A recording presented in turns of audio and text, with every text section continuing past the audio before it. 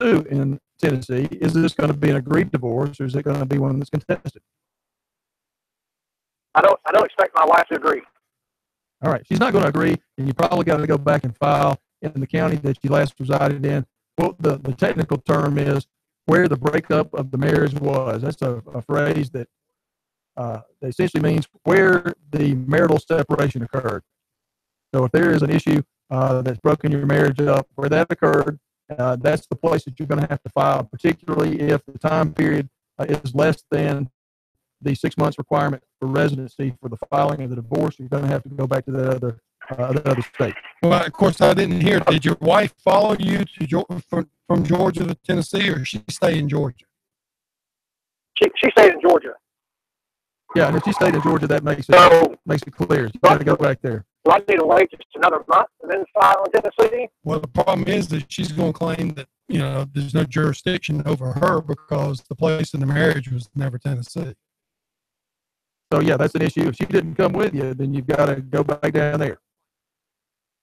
So we're still going back to Georgia. Much. Okay. Thank you, Thank you, caller. I appreciate it. Like we see those kind of issues all the time with the borders of 3 states right here in this area. Yeah, it happens frequently, Jim. And so, these issues bleed back and forth and things like that. If you've got agreement between parties, many times you can go ahead and have the court accept jurisdiction in the new place. But if you got the parties separated, living in separate jurisdictions, and the time frame doesn't match up, you're going to have to typically go back where your marriage broke up, which I think most people would expect. It gets even more confusing when you have minor children, and what if the minor children have moved to the state, like in his situation, moved to Tennessee with him, but she stayed in Georgia. Well, that's why you need a lawyer, isn't it, Jim? Yeah. Hold on a second. We have another call. Clay, hold on. This is Legal Bites caller. Did you have a question? I do. Could you explain to me what de facto parenting time for grandparents is?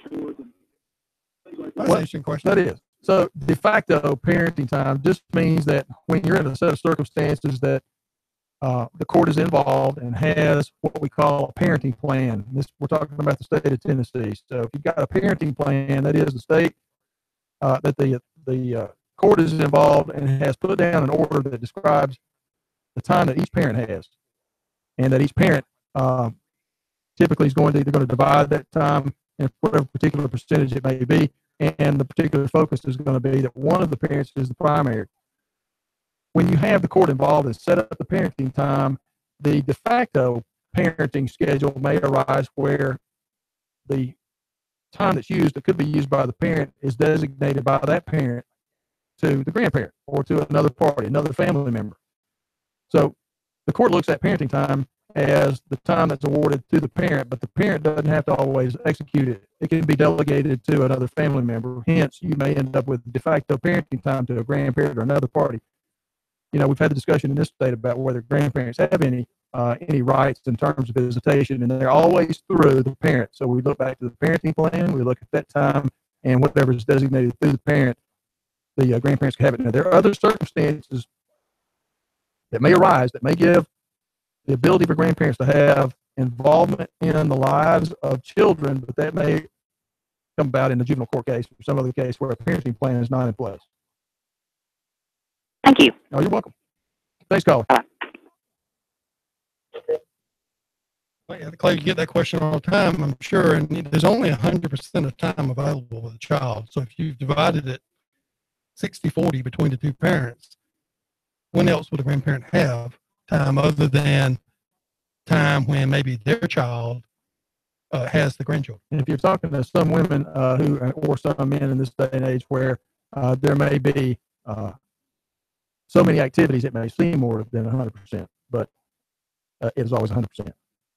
Right, that's all you have, and so we have to delegate. So that's the thing. Many times the courts get involved in this discussion, but it simply comes down to this: it's the parents' time. They're the parents. They have a constitutional right to parent the children, but if they choose or need, in the course of their parenting, to delegate time to be spent with a grandparent or another family member, then that's okay. Now, in the sadder case where father gets his children, father and his parents, the grandparents, don't get along, and he won't allow them to come see their grandchildren. Do they have any right or claim? No, that's the difficult thing. So once again, we're back to that whole thing where parenting time has to go through the parent. So if one of the parents is restricting the other grandparents from seeing the child, the appeal always has to be you go through the parent that has the parenting time. But what we typically see, let's say that you've got a set of circumstances where one of the parents has an issue related to, and this is where we typically find it, either that parent has been incarcerated or they're drug addicted or have some other disability that prevents them from actually executing their parenting time. Let's say that's the father. The paternal grandparents are not going to be able to engage that parenting time because the parent is not able to use his parenting time. So, you see them typically sort of blocked out of the ability to parent or to have interaction with the child. And that's always so sad. It is sad. So, well, anyway, let's leave something that's a little more from that morose to something that's more exciting. That's starting a business. Very exciting. Can't wait to put your money into work and to jump into the economy and generate a business for everyone. So, Clay, and we talked about that team that the business owner, is he starting up or maybe changing the form of his business?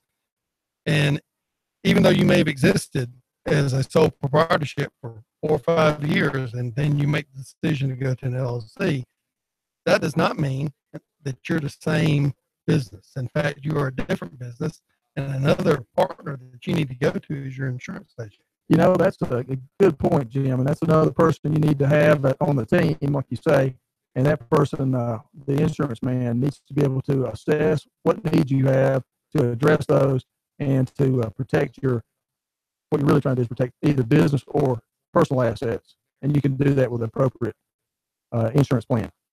Right, and when you're talking insurance, you're not just talking about whether or not you have to get workers' comp. You have to prescribe a number of employees that require workers' comp coverage.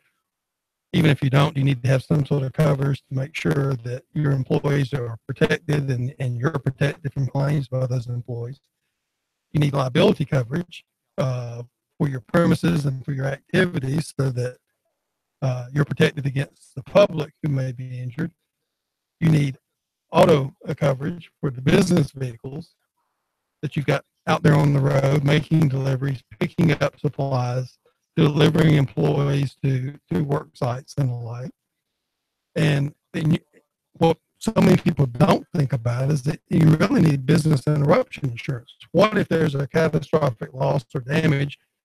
Let's say there's a fire and you've got fire insurance, and so you've got the building going to be replaced that your business was in, that you own, and so you're able to build that back. But what about the 9 to 12 months that you're down because of the fire, and the business that you've lost, and the employees that you can't keep on, and like, what do you do about that? And that's where business interruption insurance is so important. And that's a great point, Jim. And that's something we see very frequently, particularly in businesses that are very computer. So in today's age, very computer reliant. So if you have businesses that are computer reliant, and your businesses, for instance, I saw something the other day, a company was essentially taken hostage by one of these new hacking programs where their computers were shut down. They lost all their data. They couldn't conduct business anymore. They had to have that rebuilt. Had they not had insurance, it would have been a nightmare. Oh, absolutely. So, you've got that not only insured against the risk and the loss that's out there, whether it be your computer software and hardware, whether it be a fire of the plant, whatever it is, but you've also got to be able to insure against the loss of that cash flow during the gap, and what you've got to be able to do and continue to keep the business surviving. That's very true. And so a lot of people don't think about all of these different issues, but that's why you hire experts, and those experts on your team need to address your particular situation. And there may be special insurance programs that you need for your particular business we're not thinking about, whether an insurance guy or an insurance woman who might be appropriately trained would look at them and say, this is what you need. Now, Clay, here's a question that we see a lot about or run into, and sometimes it's not a question, we see it after the fact. Business here in Chattanooga has been doing extremely well, been rolling along for 15 years, really growing, and decides they're going to open up an office in Dalton. Now, what does that mean to the business? do they have any legal obligations or requirements by transferring across the state line? Well, they could. I mean, so it depends on the kind of business, certainly, but one of the things you might want to think about, if you're going across state lines, you've got to comply with that state's, whatever there may be that apply to your particular business. And domestication of that corporation. It might be domesticated. There are certainly some entities that, in particular in our area, will find that your business might carry you. For instance, if you were mowing the grass, let's say you had the mowing the grass business, and the fact that you were going to cross state lines and mow grass in some other places, it's not the same thing as opening up a new business operation there in Dalton, where you would have other lawnmowers and you'd be trying to use your business that was a Tennessee business in that state. So it's, as you say, you would have to expand into that state. You'd have to get licensure to be in that state and give and transfer your ownership interest, not your ownership interest, but your business entity would have to be transferred over to the Georgia system. Right. So you've got to domesticate your corporation. If it's assuming that situation, you have to domesticate with the Georgia Secretary of State's office. You have to get a new revenue number with the Georgia Department of Revenue for what you're generating in that state. You'll have to make sure that you're compliant with the workers' comp laws in there for the employees that you hire for that Dalton location. You'll have to make sure that you've got a permit to operate your business in Whitfield County and the city of Dalton. There's just a myriad of issues that you have to address. And then, of course, you've got all the new payroll issues because of withholding and the tax responsibilities of the employees that are operating and working out of the Georgia location are different than those in your Chattanooga operation. And that's all true, Jim. So just in terms of those decisions to expand, you've got to take that all into consideration. And that's what you go and hire attorneys for. And then call your insurance agent because you've just changed your risk. You've got a new location that's got to be covered. You may have a whole different level of risk that has to be considered by the underwriters based on what your operations are in Georgia and the like. So all these issues come in. So it's not simply a matter of let's go find a space to lease and let's start operating in Dalton. There's a whole lot more issues. And there are ramifications if you don't. For example, now where a company out of Atlanta did an extensive job up here in Tennessee, and as a result, there ended up being a dispute between our client, who was basically the general, and one of the subs. And the subs turned around and sued them in Tennessee.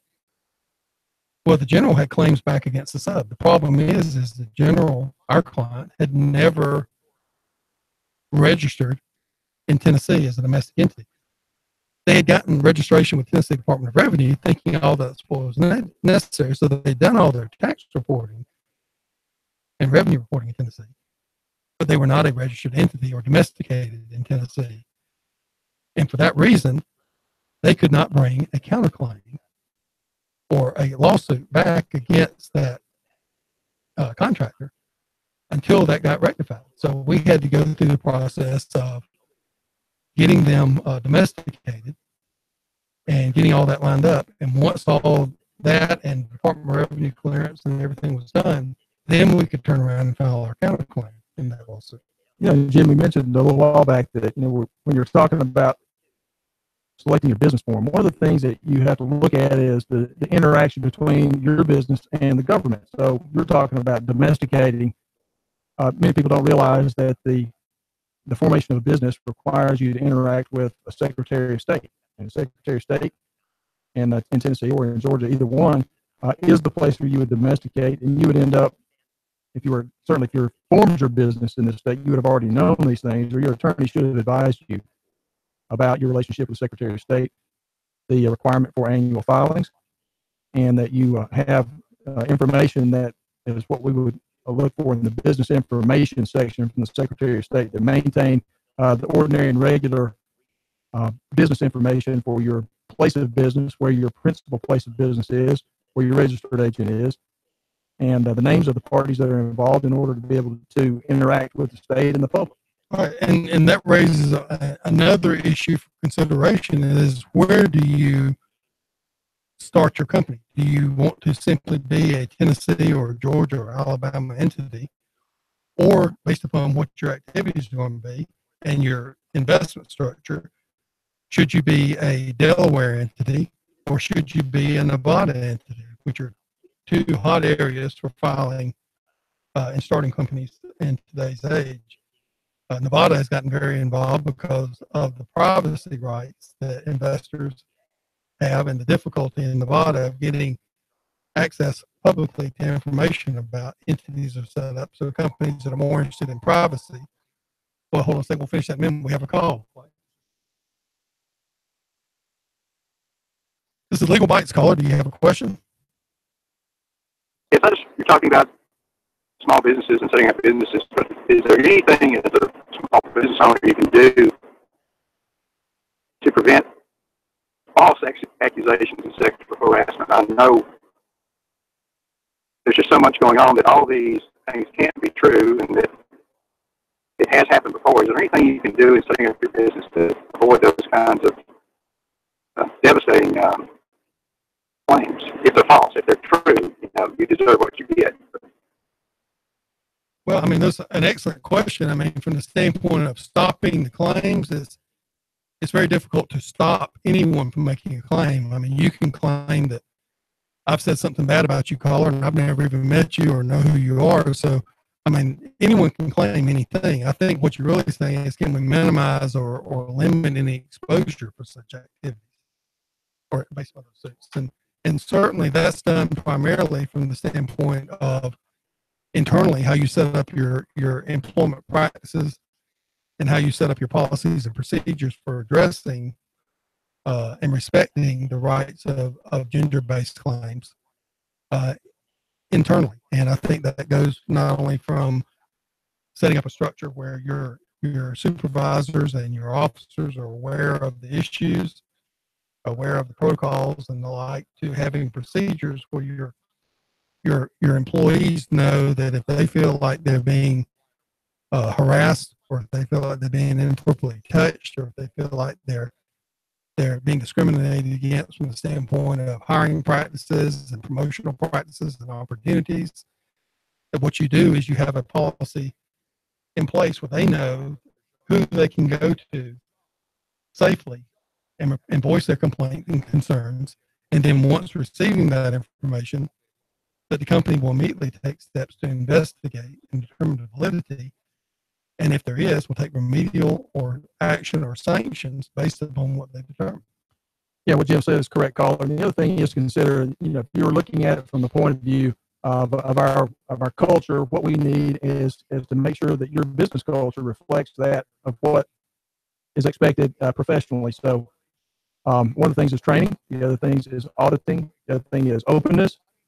And the other thing is performance review. So if you're looking at for instance, if the Equal Employment Opportunity Commission were to make an examination of a complaint at your place of business, one thing they would do is to make a determination about whether you had the structure set up to control the interaction between employees and those with the superior power. That's typically where if any infraction occurs, it's going to happen. You need to make sure you've got training programs set up, a way to complain, an auditing system set up, and make sure that there's the freedom to make that allegation if it's necessary, but also make sure that there is a culture set up to protect those from false allegations. Colin, thank you so much. And wow, we're at the end of our show, our anniversary edition. This is Legal Bites, Jim Coon, Paul Whitaker.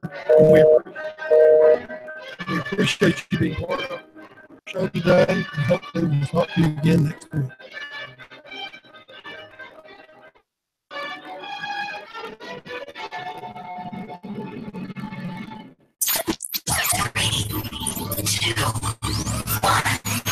Chattanooga Radio, digital FM 95.3 HD4, 92.7 FM's news. Now, Easy and Lowry entered the courtroom yesterday. He's accused of killing a 3-year-old girl, but he says she fell down the stairs of the Econo Lodge on Bonnie Oaks Drive and Lee Highway. Prosecutor Lance Pope told a criminal court jury that Mr. Lowry made up the story to cover for his own attack. A doctor at Park Ridge who treated the child also saying her injuries are not consistent with someone who fell. There were surveillance cameras at the Econo Lodge where the girl is said to have fallen, but none of them were pointed at the staircase where it's said to have happened. Donovan Upton was arrested accused of burglary. A woman says her home was broken into and credit cards, electronics, and money were stolen from inside. Her credit card was later found to have been used at a motel nearby. Donovan Michael Upton, accused of using that credit card to rent a motel room, is also accused of possession of methamphetamine. Sean Hannity, weekdays 3 to 6. Russell's Chattanooga Radio News now. Expect mostly cloudy and chilly weather out there through your afternoon. Highs only to the upper 40s to near 50. Tonight, lows into the lower to middle 30s with some leftover clouds. For Thursday, partly sunny, highs into the upper 40s with colder weather returning for Friday and the weekend. Experience the magic of the holidays with Rock City's Enchanted Garden of Lights. Create your one-of-a-kind adventure with dazzling views and almost a million colorful lights. Visit CRockCity.com for all of the magical details. And I'm Storm Team 12's Chief Meteorologist, Patrick Cole. 95.3 HD4, 92.7 FM.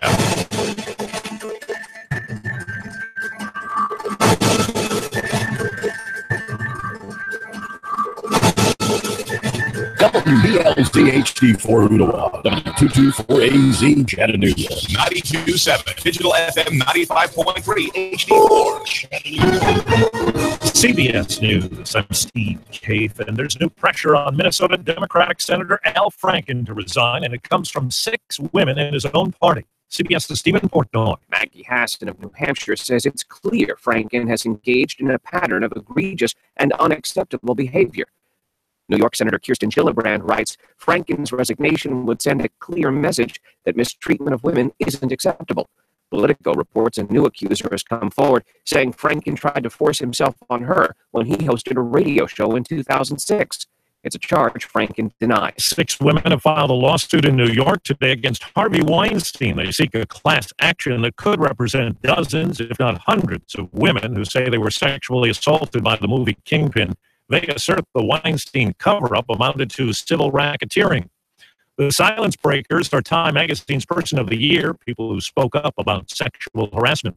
And CBS's Peter King has results of a new poll on sexual assaults. Quinnipiac poll asked more than 1,700 adults if they'd been touched in an inappropriate sexual manner without consent.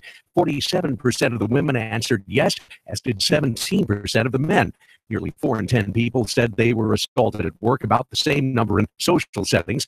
Pollsters say the pattern was consistent across all age groups. Now to Southern California, where the biggest of a string of wildfires has burned 101 square miles. CBS's Steve Futterman. The latest area of concern is one of the most exclusive residential areas in the country, the Bel Air section of Los Angeles. A wildfire broke out there this morning. Some homes have been burned. Michael Brandon, a cameraman with KCBS TV, is there. He has seen some damage. I'd say about 2 or 3 that I can see. It's tough to see because of the smoke. Everything is totally scorched in this area. The biggest fire in the series of fires remains the one here in Ventura County. It is now damaged or destroyed up to 200 homes, and right now there is virtually no containment. Steve Futterman, CBS News, Ventura, California. In about an hour, President Trump's expected to recognize Jerusalem as Israel's capital and put the wheels in motion for a U.S. embassy move to that city from Tel Aviv. CBS's Margaret Brennan says the policy shift is a boost to Israeli Prime Minister Benjamin Netanyahu. This is a big political win for him as he continues to try to shore up a political coalition to stay in power, a large part of which is made up of hard right-wing groups who really, really want to see this declaration of Jerusalem. No other country in the world has an embassy in Jerusalem. Russia's Vladimir Putin says he will seek re-election as president, and he says his country's athletes can participate in the Winter Games under a neutral flag. The Dow is down 7 points. This is CBS News. Hi, I'm Steven Singer. Yep, that's me, the I Hate Steven Singer guy. People ask, what does this mean, I hate Steven Singer? Well, most other jewelers love to sell diamond studs that are cheap. They have a name for it, frozen spit. I'm serious. That's what other jewelers call their own products, frozen spit. Can you imagine buying a cloudy diamond that's milky color? Oh my, buy real diamonds from a real jeweler. Steven Singer Jewelers, who backs up every diamond with a real lifetime full trade-in value. The best money back guarantee in the business. Here's why. Other jewelers hate our beautiful and needed diamond studs because ours are 100% eye flawless and near colorless. Beautiful stuff. They come complete with our 14-karat safety silicone backs, so she never has to worry about losing them or outgrowing them because our diamonds are such nice nice quality that we offer everyone a lifetime upgrade. You can trade in your Anita diamond studs and get exactly what you paid for them. I wish I could trade in my old iPhone and get what I paid. Visit me, the real Steven Singer, at the other corner of 8th and Walnut, or online at IHateStevenSinger.com. One place, one price. The man known as the French Elvis has died. Johnny Holliday's fans spanned all ages, and France is in mourning today. Normal programming on TV was suspended this morning as the main station switched to special coverage of the rock icon, who was also an accomplished actor. Shortly after the news of his death was announced, President Emmanuel Macron paid tribute to the bad boy rocker who sang about love and who was one of his idols. Entertainers and politicians from across the spectrum tweeted their condolences for the man who was still singing and acting right up to the end. Elaine Cobb, CBS News, Paris. The Cold War fantasy The Shape of Water leads the way with 14 nominations at the Critics' Choice Awards. The top TV nominee, FX's Feud, Betty and Joan with 6. Steve Case, CBS News. The Tennessee Valley's news talk leader, Nooga Radio, digital FM 95.3 HD4 and 92.7 FM. 3, 2, 1. Chattanooga Radio, digital FM 95.3 HD4, 92.7 FM's news now. John Lowry appeared in court. He's accused in the death of a 3-year-old girl. He says she fell down the stairs. The prosecutor says she was beaten